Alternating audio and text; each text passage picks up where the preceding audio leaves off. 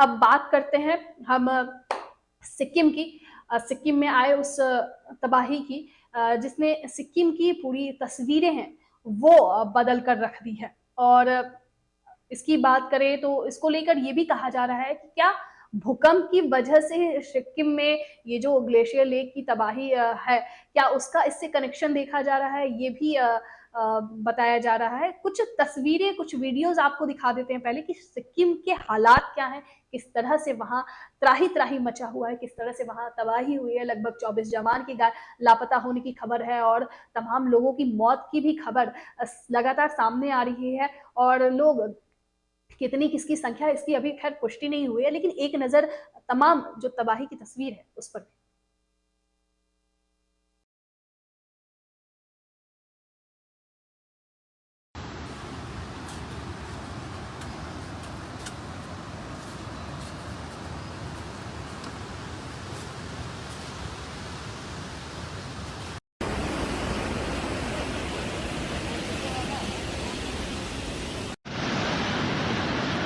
यो चाहिँ चुङथाङको यो हेर्नु सक्छ तपाईँहरू कतिजनाको त घरै छैन, अनुमसनमको घर छैन।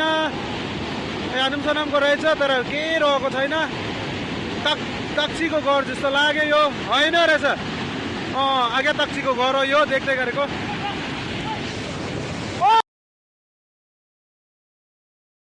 तो जो नेपाल में फिलहाल में भूकंप आया था 6.2 की तीव्रता से, जो भूकंप आया था उसकी वजह से सिक्किम में आपदा तो नहीं, ऐसे जो है वैज्ञानिक जो है वो इन दोनों घटनाओं को आपस में इसका कनेक्शन क्या है इसका पता लगाने का लगातार प्रयास कर रहे हैं। और वो पता करना चाहते हैं कि कहीं जो नेपाल में भूकंप आया था उसकी वजह से क्या ये जो चुंगथांग के ऊपर मौजूदा साउथ होनॉक ग्लेशियर लेक की दीवारें कमजोर तो नहीं हो गई थी, इस वजह से सिक्किम में ये आपदा आई।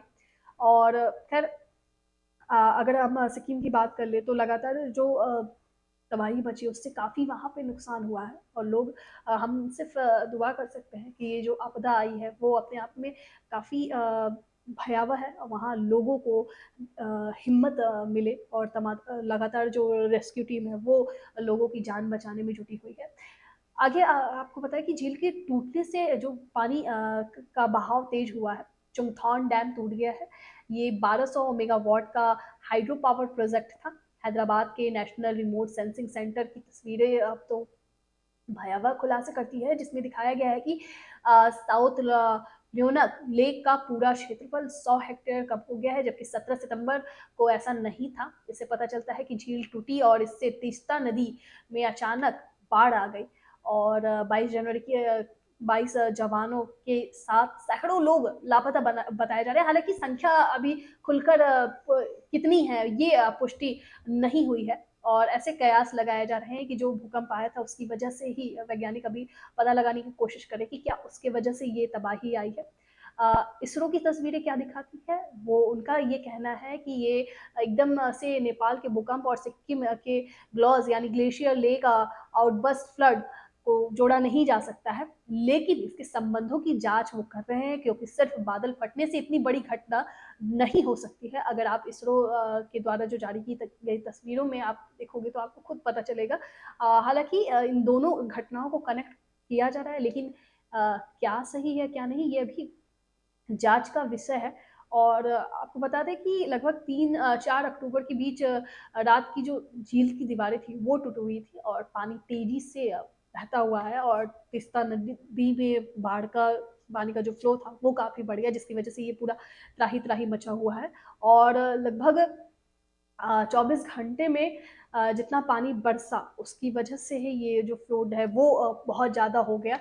और तमाम अगर जो कयास लगाए जा रहे हैं इसकी जो जांच है वो पता की जा रही है। हालांकि देखना होगा कि जांच में क्या निकल के सामने आता है, क्या भूकंप की वजह से ही सिक्किम में ये जो भी मचा हुआ है, जो भी अगर हम कह ले बाढ़ वो आया हुआ है वो वजह है, या फिर ग्लेशियर की बात कर ले उसके पिघलने की वजह से ये सारी चीज़ें हो रही है। झील का आकार की बात करें तो वो लगातार बढ़ा जा रहा है। अब साइंटिस्ट पता लगा रहे इसमें क्या होगा, ये देखने वाली बात होगी। अगर हम इस तरह की तस्वीरें देखते हैं तो हमें अक्सर केदारनाथ में जो हादसा हुआ था 2004 में, जो सुनामी आई थी, वो उन तस्वीरों की याद दिलाता है। और वहाँ की अगर बात करें तो वजह जो थी वो भी ग्लेशियर का पिघलना और मंदाकिनी नदी के जो पानी का जो स्रोत था वो ब्लॉक करना, ये सारी बताया। लगभग उसमें तमाम लोगों की जान गई थी। हालाँकि हम यही प्रे करते हैं कि वहाँ जो लोग हैं उनको हिम्मत मिले, और जो भी रेस्क्यू टीम है वो भी, जो जवान लापता हुए हैं वो भी जल्द से जल्द मिले। और हम सिर्फ प्रे कर सकते हैं। और खबरों का अड्डा भी ये प्रे करता है कि सिक्किम में जो भी आपदा आई है उस पर सरकार ध्यान दे, सरकार भी ध्यान दे और लोगों की मदद करे, और जितनी ज़्यादा से ज़्यादा हो ये जल्द ही आपदा तुरंत तो नहीं, बट हम सिर्फ दुआ कर सकते हैं कि वहाँ के लोग सुरक्षित रहें, स्वस्थ रहें, और जो भी लोग ऐसे लापता हुए हैं जल्द से जल्द उनका पता चले। खैर, आज के इस विशेष चर्चा में इतना ही। कैसा लगा हमें कमेंट बॉक्स में ज़रूर बताइएगा। अभी तक सब्सक्राइब नहीं किया है तो प्लीज़ सब्सक्राइब कीजिए खबरों का अड्डा हमारा यूट्यूब चैनल, साथ ही फेसबुक और इंस्टा पे भी फॉलो करना हमें ना भूलिएगा। खबरों का ज़्यादा डोज चाहिए तो हमारी वेबसाइट खबरों के अड्डा को विजिट करना ना भूलिएगा। फिलहाल के लिए इजाज़त दीजिए। नमस्कार।